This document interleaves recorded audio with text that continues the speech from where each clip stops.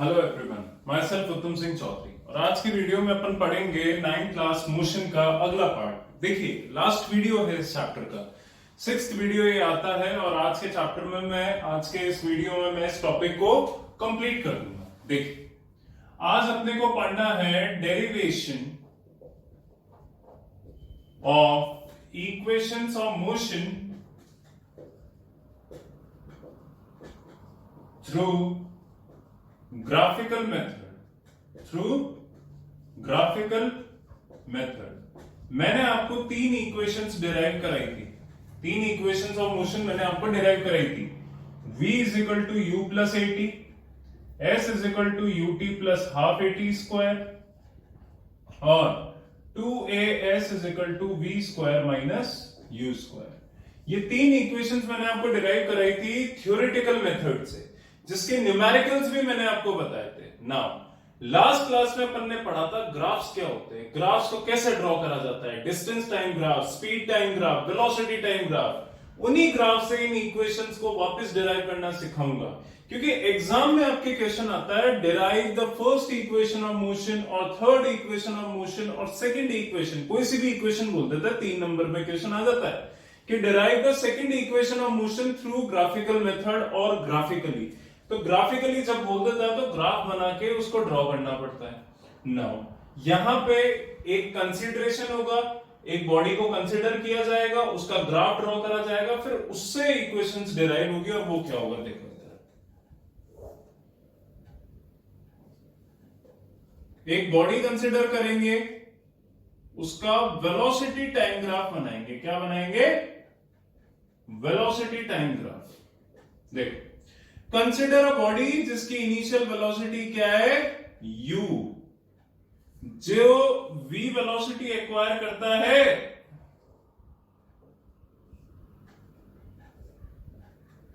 a से b position पे, यानी पहले बॉडी की वेलोसिटी u थी, t टाइम के अंदर उसने अपनी वेलोसिटी v एक्वायर कर ली A से B पॉइंट पे, यानी बॉडी की वेलोसिटी बढ़ गई तो उसका वेलोसिटी टाइम ग्राफ ऐसा बनेगा। पहले U थी, बाद में V होगी। सो लिखोगे क्या? Consider a body in motion with initial velocity U and attains v velocity in time t। t time में बॉडी ने v वेलोसिटी एक्वायर कर ली। सो ये उसका ग्राफ बनेगा। यहां से एक परपेंडिकुलर इस पे डालना, सीधी ड्रॉ करना है, इस पॉइंट को c, इसको d नाम दे देना। बोलो क्लियर है क्या? अब बात करते हैं बेटा, ये v है, ये u है, ये u है तो ये भी u होगा, ये रिमेनिंग इतना सा पोर्शन, ये t है तो ये भी t होगा। अब बेटा ये पूरा v है, ये u है, तो ये बचा हुआ पोर्शन कितना हो जाएगा? v minus u। बोलो क्लियर है क्या? bc कितना हो जाएगा? v माइनस u, क्योंकि ये पूरा v है, ये u है, तो ये बचा हुआ हो जाएगा v माइनस u। ये t है तो ये t, क्योंकि ये लाइन परपेंडिकुलर है सब एक दूसरे के, तो ये डिस्टेंस इसके इक्वल होगा। बोलो क्लियर? अब बात करते हैं ग्राफ से। मैंने आपको एक्सेलरेशन निकालना कैसे बताया था। देखो, वेलोसिटी टाइम ग्राफ है, उससे दो चीजें निकाल सकते हैं, एक्सेलरेशन और डिस्टेंस ट्रैवल्ड। तो एक्सेलरेशन कैसे बताया था मैंने आपको? Slope of curve A B, इस ए बी कर्व का स्लोप, और किसी भी स्लोप का कर्व क्या होता है? Perpendicular upon base. परपेंडिकुलर यहां पे क्या है? ये BC, V माइनस यू, और बेस क्या है? T। परपेंडिकुलर ये मत मान लेना बेटे, और ये बेस मत मान लेना। अगर ये ग्राफ ओरिजिन से स्टार्ट होता, यूं होता जब तुम परपेंडिकुलर ये और बेस ये लेते, पर ये ग्राफ यूं स्टार्ट हो रहा है तो परपेंडिकुलर और बेस ये आएगा, स्टार्टिंग पॉइंट से बेस काउंट होता है। तो परपेंडिकुलर BC लोगे, ये BC, दिस वन, ये BC आप काउंट करोगे परपेंडिकुलर में और बेस में ये काउंट करो। बोलो क्लियर है क्या? अब एक्सेलरेशन बराबर क्या हो जाएगा? v minus you upon T, T इधर आ जाएगा ए टी बराबर वी माइनस यू, यू इधर आ जाएगा, वी हो जाएगा यू प्लस ए टी। ये आपकी फर्स्ट इक्वेशन डिराइव हो गई, v is equal to U plus A T. बोलो क्लियर है? अब डिस्टेंस किसके बराबर होता है? Area under curve A B. याद कर लो, वेलोसिटी टाइम ग्राफ में कर्व के अंडर का एरिया निकाल दो। इस कर्व के अंडर क्या एरिया आ रहा है? ये पूरा, ये एक ट्रेपीजियम है, ढंग से देख लो। ये क्या है? एक ट्रेपीजियम, और ट्रेपीजियम का नाम क्या होगा? ए बी डी ओ या ओ ए बी डी बोल लो। सो डिस्टेंस इसके बराबर हो जाएगा area of trapezium O A B D. अब इस ट्रेपीजियम को मैं ट्राइंगल प्लस रेक्टेंगल लिख सकता हूं क्या? दिमाग लगा लो। ये ट्रेपीजियम जो है वो इस रेक्टेंगल का और ट्राइंगल का सम लिख सकता हूं क्या? Rectangle plus triangle. तो एरिया ऑफ ट्रेपीजियम को मैं यहां पे लिख सकता हूं area of rectangle plus area of triangle. Rectangle का एरिया कितना होगा? Length into breadth, length into breadth यानी u इंटू टी। तो एरिया ऑफ ट्रेपीजियम रेक्टेंगल हो जाएगा ut और ट्राइंगल का एरिया हो जाएगा half base into height, half base into height यानी half t into v minus u, half t into v minus you. बोलो क्लियर? रेक्टेंगल का एरिया हो गया लेंथ इंटू ब्रेथ और ट्राइंगल का हो गया हाफ बेस इंटू हाइट। बेटा यहां पे एक चीज कर देना, एक टी नीचे मल्टीप्लाई और एक ऊपर, यानी v माइनस यू के नीचे टी लिख देना और एक टी से और मल्टीप्लाई कर देना। कर सकते हैं तुम, क्योंकि कट के वापस यही आ जाएगा। तो इक्वलिटी करने के लिए अपन ने क्या करा? एक नीचे टी लगा दिया और एक ऊपर और लगा दिया। तो कर सकते हैं ऐसा, क्योंकि कट के वापस यही आ जाएगा। सो मैंने कुछ अलग नहीं करा, बट ढंग से देखो v minus you upon T क्या होता है? ये क्या होता है? एक्सेलरेशन। सो अब मैं इसको क्या लिख सकता हूं? s बराबर ut प्लस हाफ, इसकी जगह a और t into T, T square. Second equation derive हो गई। ढंग से देखो। थर्ड इक्वेशन डिराइव करने के लिए सेम फॉर्मूला लगेगा कि डिस्टेंस बराबर area under curve A B, जिसको मैं क्या लिख सकता हूं? Area of trapezium O A B D. अब इस ट्रेपीजियम को ट्रायंगल प्लस रेक्टेंगल मत लिखना, यहां पे ट्रेपीजियम का ही फॉर्मूला लगाना। और एरिया ऑफ ट्रेपीजियम होता है half sum of parallel side into distance between them. तो ये दो तो हो गई पैरेलल साइड और ये हो गया डिस्टेंस ट्रेपीजियम का। तो बेटा ढंग से देख लो, half sum of parallel side की जगह आ जाएगा v प्लस u, v और u का sum. So half sum of parallel side यानी v plus u and distance between them क्या हो गया? t। ढंग से देख लो। बोलो क्लियर है क्या? अब फर्स्ट इक्वेशन जब डिराइव कर रहे थे तो ये आ गया था a बराबर v minus you upon T. यहां से अगर मैं t निकालूं, यहां से अगर मैं t की वैल्यू निकालूं तो वो कितनी हो जाएगी? v minus you upon. बोलो क्लियर है क्या? इसको वहां पुट कर दो, इस वैल्यू को यहां पुट कर दो। सो s बराबर क्या हो जाएगा? लिख भी देना यूजिंग t बराबर v minus you upon a। सो ये ऊपर वाली इक्वेशन क्या हो जाएगी? s बराबर हाफ v प्लस यू और t की जगह क्या आ जाएगा? v minus you upon a। तो बेटा ऊपर ढंग से देख लो, एक आइडेंटिटी लग गई, a plus B A minus B. 8th class में पढ़ी क्या होती है? a square minus B square. So s बराबर ऊपर क्या हो जाएगा? a square minus B square, नीचे हो जाएगा 2a, मल्टीप्लाई कर दो 2as बराबर v square minus u square. ये थर्ड इक्वेशन डिराइव होगी। सो ये ग्राफिकल तरीका है इक्वेशंस को डिराइव करने का। अब इसमें कुछ काम की बात सुन लो। अगर तुम्हें एग्जाम में बोल दिया derive the third equation of motion graphically, तो बेटा करना क्या पड़ेगा? पहले तो ये कंसिडरेशन पूरा लिखना पड़ेगा, ये ग्राफ पूरा बनाना पड़ेगा, उसके बाद सिर्फ थर्ड इक्वेशन करनी है तो तुम डायरेक्ट ये स्टेप कर देना।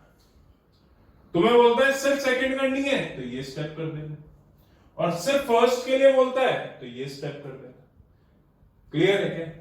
कंसीडरेशन लिखना जरूरी होता है। एग्जामिनर को जब भी आप कोई भी एग्जाम में कोई आंसर लिख लो, so you have to write the answer that the examiner knows nothing, you are telling him, आप पढ़ा रहे हो उसको, ऐसे आपको आंसर लिखना पड़ता है। सो ये कंसीडरेशन आपको लिखना पड़ेगा कि आप कैसी बॉडी कंसीडर कर रहे हो, ग्राफ किस चीज का बना रहे हो, ग्राफ की कंडीशन क्या है, फिर आप ये पूरा डेरिवेशन कर दो, कोई बना ही नहीं है। ये भी लिखना जरूरी है यहां पे कि यूजिंग t बराबर v माइनस यू अपॉन ए, फिर सॉल्व करना, वरना नंबर कट हो जाएंगे। ये फर्स्ट इक्वेशन हो गई तुम्हारी, ये फर्स्ट हो गई, सेकंड और थर्ड हो गई। बोलो क्लियर है? इसको पॉज करके कॉपी में नोट डाउन कर लो।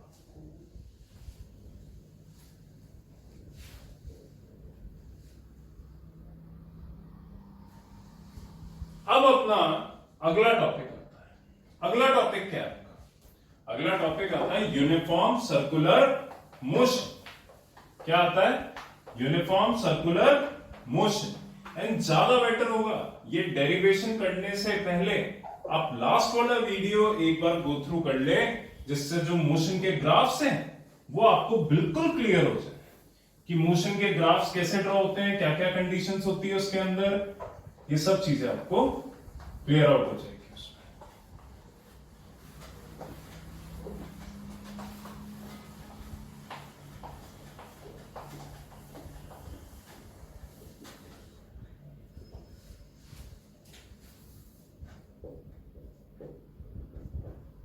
अगला टॉपिक आता है यूनिफॉर्म सर्कुलर मोशन।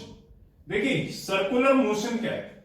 जब भी कोई बॉडी सर्कुलर पाथ में मूव करेगी, अपना मोशन करेगी, उस मोशन को कहा जाएगा uniform circular motion. Best example लेते हैं, सारे प्लैनेट्स अर्थ के सन के चारों ओर रोटेट कर रहे हैं, तो वो एक सर्कुलर ऑर्बिट में रोटेट कर रहे हैं, वो एग्जांपल हो सकता है यूनिफॉर्म सर्कुलर मोशन का। आज एक बॉडी है, ये है उसका सेंटर O, ये है बॉडी A, ये बॉडी सर्कुलर पाथ में रोटेट कर रही है R रेडियस। तो इस टाइप के मोशन को कहा जाएगा यूनिफॉर्म सर्कुलर मोशन। अब देखो हर पॉइंट पे वेलोसिटी का डायरेक्शन अलग होगा। मान लो जैसे B पॉइंट पे तुमने निकाला, फिर C पॉइंट पे निकाला, D पॉइंट पे निकाला, बेटा हर पॉइंट पे मोशन का डायरेक्शन ऐसा होगा, तो हर पॉइंट पे मोशन का डायरेक्शन डिफरेंट होगा। So the direction of motion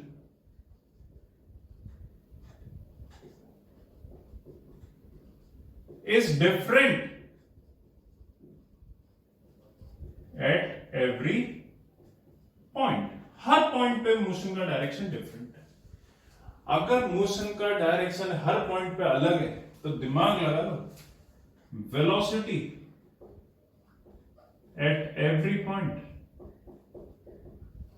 is different, क्योंकि वेलोसिटी मोशन के डायरेक्शन पे डिपेंड करती है। अगर मोशन का डायरेक्शन चेंज नहीं होता तो वेलोसिटी में कोई चेंज नहीं आता। अगर मोशन के डायरेक्शन में ही चेंज आ रहा है तो वेलोसिटी में हमेशा आएगा, क्योंकि velocity is a vector quantity, it depends on the direction of motion. So circular motion के अंदर हर पॉइंट पे अलग अलग वेलोसिटी होती है, and speed can be same at every other point. यानी हर पॉइंट के ऊपर जो वेलोसिटी होती है वो डिफरेंट होती है, और स्पीड सेम हो सकती है हर पॉइंट पे, क्योंकि स्पीड स्केलर क्वांटिटी है, डायरेक्शन पे डिपेंड नहीं करती। अगर मैं यहां पे स्पीड निकालूं ऑब्जेक्ट की तो वही फॉर्मूला लगेगा डिस्टेंस अपॉन टाइम। तो यहां पे जो स्पीड होगी वो v होगी, सर्कुलर मोशन में डिस्टेंस हो जाएगा 2 पाई r, सर्कल के सरकमफ्रेंस के बराबर अपॉन टाइम। बोलो ये चीज क्लियर है क्या? समझ में आ गई ना? एक क्वेश्चन मैं इसका सॉल्व करूंगा, जो मैं आपको पीडीएफ भेजूंगा उसमें क्वेश्चन मिल जाएगा। एग्जांपल नंबर 28 है लास्ट पेज पे, और वो एग्जांपल क्या कहता है? सर्कुलर मोशन का एक न्यूमेरिकल है। An athlete complete 1 round of a circular track of diameter 100 metre in 15 second. यानी एक राउंड कंप्लीट करने में, जिसका डायमीटर 100 है तो रेडियस 50 होगी, उसको एक राउंड कंप्लीट करने में कितना टाइम लगता है? 15 second. Find distance and displacement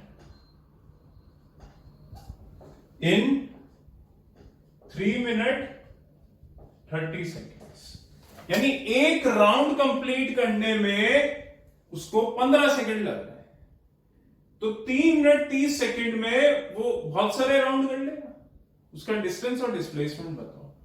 तो भैया उसके लिए तुम्हें पोजीशन निकालनी पड़ेगी कि 3 मिनट 30 सेकेंड के बाद ऑब्जेक्ट ने यहां से स्टार्ट करा, तो 3 मिनट 30 सेकेंड के बाद उसकी पोजीशन कहां होगी? यहां होगी, यहां होगी, यहां होगी, यहां होगी, कहां होगी? तो वो निकालने के लिए एक रेवोल्यूशन में 15 सेकेंड लगते हैं। टोटल टाइम आपको दे रखा है, तो नंबर ऑफ रिवॉल्यूशंस निकालो। नंबर ऑफ रिवॉल्यूशंस निकालने के लिए total time divided by time for 1 revolution.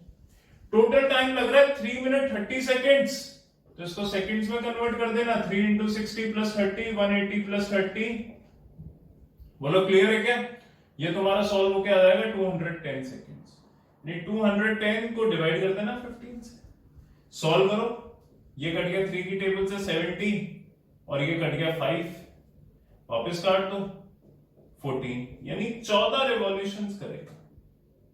तो 3 मिनट 30 सेकेंड्स में 14 रिवॉल्यूशंस करेगा। अब एक रिवॉल्यूशन में कितना डिस्टेंस कवर होता है? 2 पाई आर। तो 14 रिवॉल्यूशंस में कितना होगा? 14 into 2 pi r, 28 pi r. Pi की आर की वैल्यू पुट करके डिस्टेंस आ जाएगा। यहां से एक रिवॉल्यूशन, 2, 3, तो 14 रिवॉल्यूशंस के बाद कहां होगा? ए पॉइंट, यानी जहां स्टार्ट करा वहीं एंड होगा। तो डिस्प्लेसमेंट कितना होगा? 0 मीटर। बोलो समझ गए क्या? इस न्यूमेरिकल को सॉल्व करना, पहले वो पूरा कॉपी करना, फिर वापस पॉज करके ये पूरा कॉपी करना। यूनिफॉर्म सर्कुलर मोशन वो मोशन होता है जिसमें एक बॉडी सर्कुलर पाथ में रोटेट कर रही है। And in a circular motion the speed can be same at every other point, but velocity can not be same at every other point. It is always different at each point. Reason? Because at every point the direction of motion is different. And when the direction of motion is different at every point, velocity cannot be same at every point because it is a vector quantity which depends on the direction of motion. fully clear है क्या?